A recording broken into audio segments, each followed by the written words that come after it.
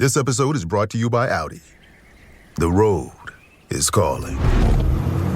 Embrace the thrill of the drive with the all-new, fully electric Audi Q6 e-tron. Featuring effortless power, serious acceleration, and advanced Audi tech. It's not just a new EV. It's a new way to experience driving. The all-new, fully electric Audi Q6 e-tron is here. The next chapter of Audi starts now.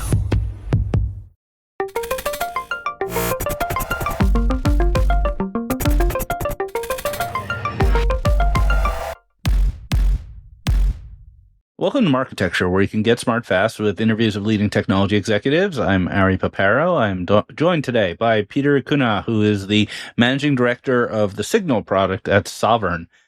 Peter, thanks for being here. Yeah, thanks for having me, Ari.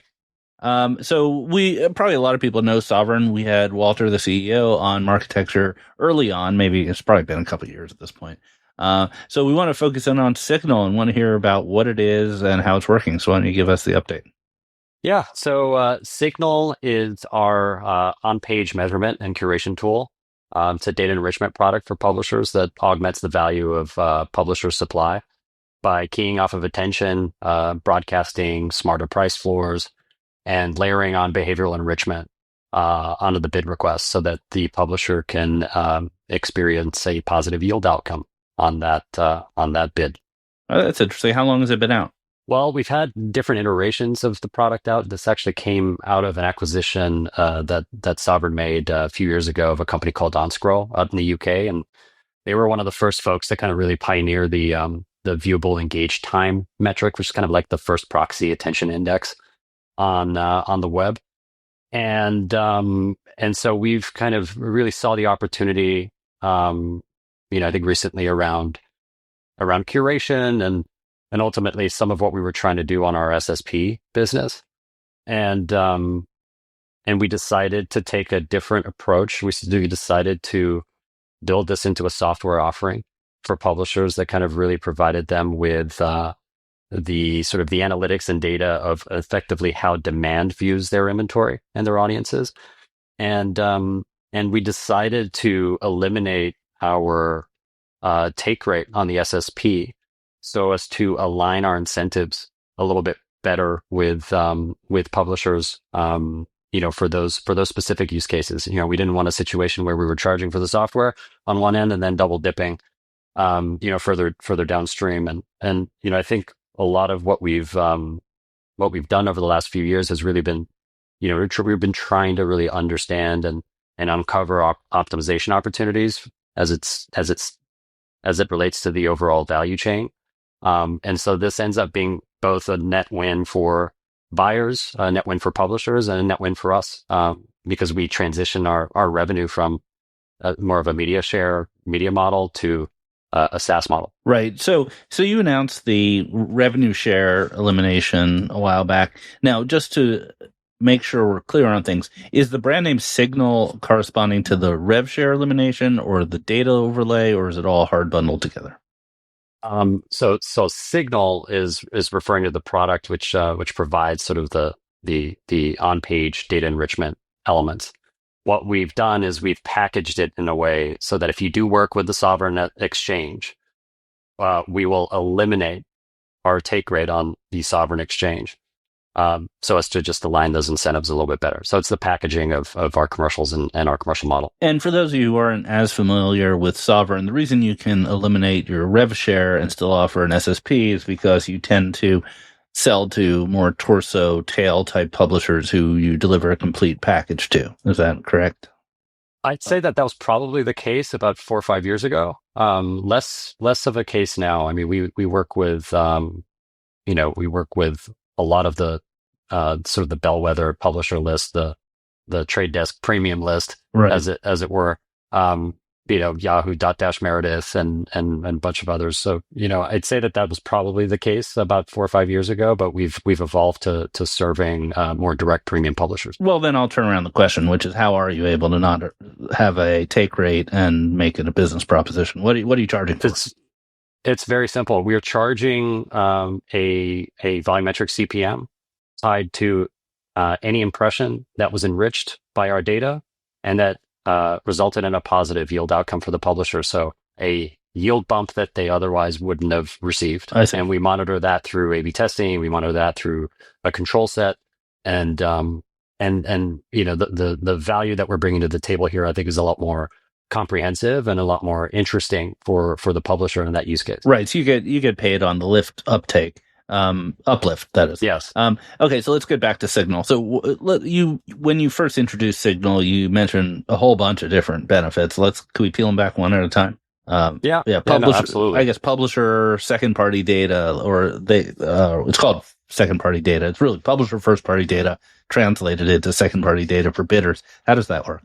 Yeah. So when we look at the what kind of really results in kind of a yield outcome and the different elements of a bid request that are really responsible for driving that delta, addressability is one big piece there.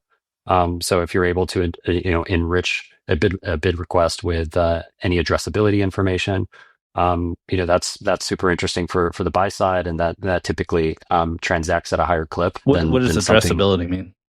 Well, addressability means any kind of addressability information. So that could be an audience segment, or it could be something like a hashed email. Yeah. That's provided. So identity, like anything, bridged identity of various kinds. Bridged identity. Yeah. That's a good way to put it. So that's one component. Price discovery is another component as well. So smarter, more dynamic flooring, is another area that we've seen a lot of really positive results in. And we use it's taken us a long time to build, but we use a pretty sophisticated, flooring algorithm that we also use on our SSP, which basically looks at the entire Sovrn universe by way of the 300 billion ad requests that we see on the SSP side, and all of that context and all of that bid data is leveraged into making the publisher's floor smarter. So we're leveraging basically what we see across the entire exchange, and using that for the publisher's benefit when understanding kind of how buyers value certain users and certain environments, etc. And so price discovery has been a big one for us. And then there's attention as well. So we have a lot of buyers that are, more and more buyers now are keying off of attention metrics and the attention score of an ad unit outside of just, kind of the standard viewability, proxies. And that's another way that we augment the value of the impression. So our idea is to take this a little bit further and start layering on some of the other compelling data assets that we preside over on other sides of the Sovrn platform, namely our commerce line of products as well. So if we can enrich on the advertising side an impression with commerce intent data and segments, then that could be a compelling story for a publisher that might not have a commerce business. Right. Do you have your own identity across your sites? We do have our own internal ID that we use and use to stitch a lot of what we see across the platform. But no, we're not in market with an ID.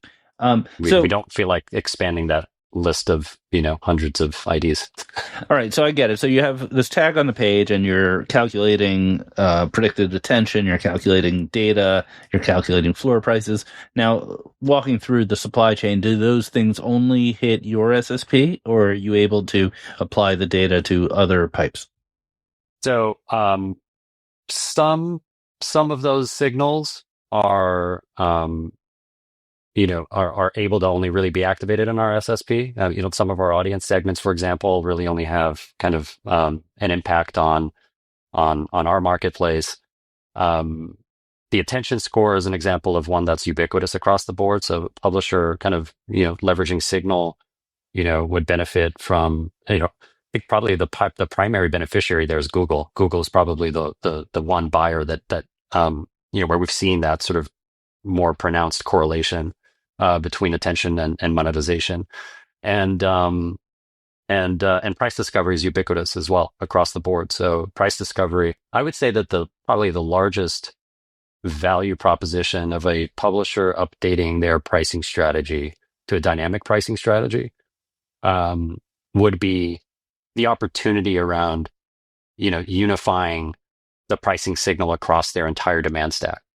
I think Chris Kane at Jounce did some really interesting research around this about a year ago, where he found that, sort of every SSP had a different floor price. And as a buyer trying to navigate that, it's impossible. So we've actually seen a lot of positive results on sort of buyer bid rate as a byproduct of unifying that pricing signal across the board. And so we're trying to get publishers to key off of a lot of this data, which is why we're also launching a new refreshed UI around our Signal product that really taps into a lot of those opportunities. It's kind of like a Sincera for publishers, very similar in a lot of the data that they capture, ads to content ratio, attention scores, etc.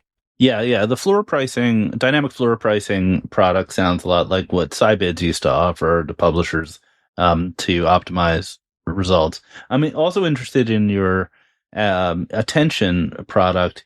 My understanding is that attention is very fragmented, and there really isn't a lot of attention going over the wires over RTB. It's really up to the buyers to figure out what they want to bid on. How are you as a publisher facing product working with attention?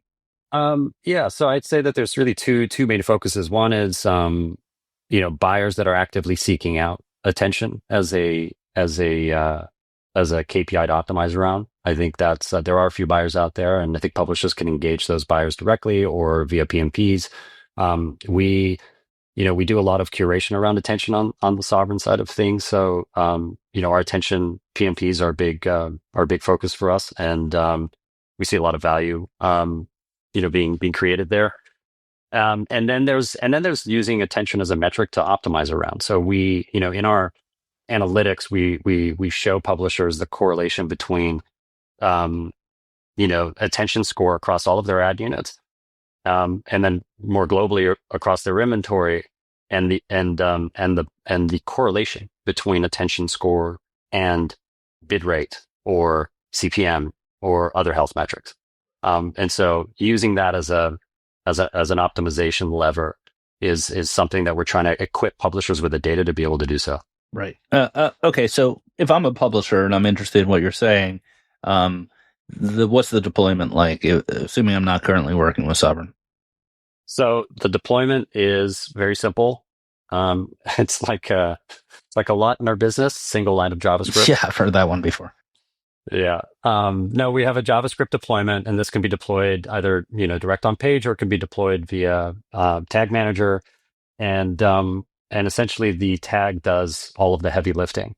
And so we set up, and this is just best practices. We tend to set up a lot of key values in the publisher's ad server. Also, our Florist product resolves around GAM, so that there's no sort of delta between what we see and what the publisher sees. So ultimately, we require the publisher to set up corresponding unified pricing rules, UPRs, to map to the floor values that we're going to be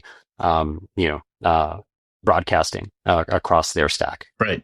And then the business model you mentioned earlier is an uplift model. So how would that work? Kind of mechanically, you have a holdback of some kind per exchange? Well, we have a holdback on the publisher's inventory where we're not doing anything. And so we track that holdback, compared to, we use that as the control, compared to where we're able to successfully pass these different attributes and, these different data provision elements to the publisher's pre-bid and, the publisher's demand stack.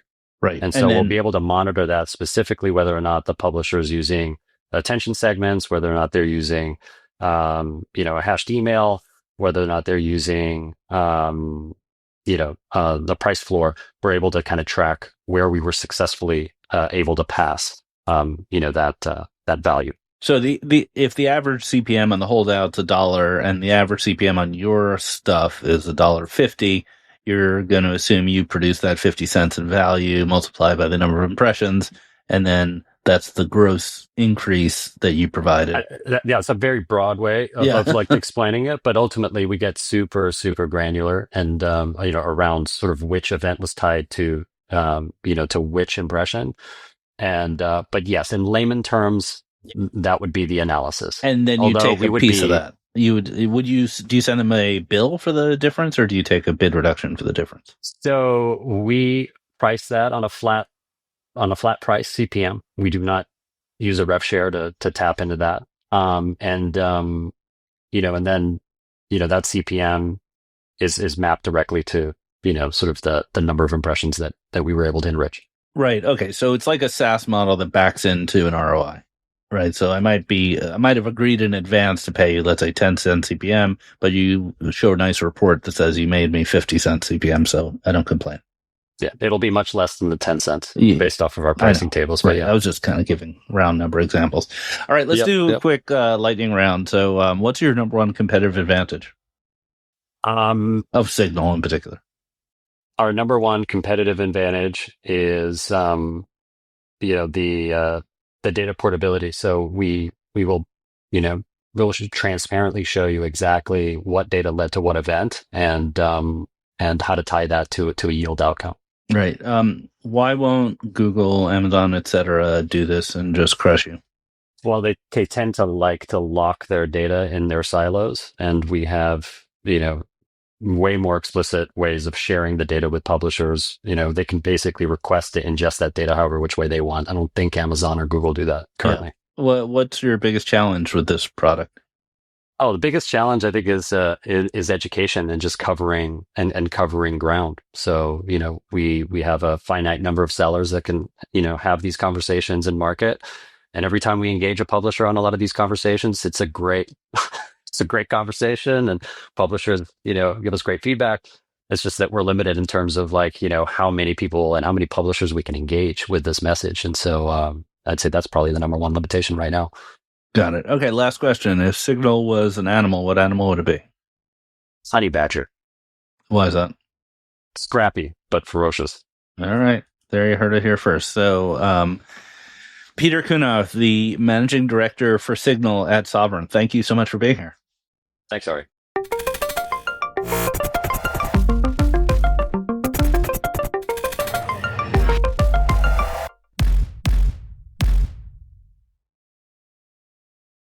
Thank you for listening to the Marketecture Podcast. New episodes come out every Friday, and an insightful vendor interview is published each Monday. You can subscribe to our library of hundreds of executive interviews at marketecture.tv. You can also sign up for free for our weekly newsletter with my original strategic insights on the week's news at news.marketecture.tv. And if you're feeling social, we operate a vibrant Slack community that you can apply to join at adtechgod.com.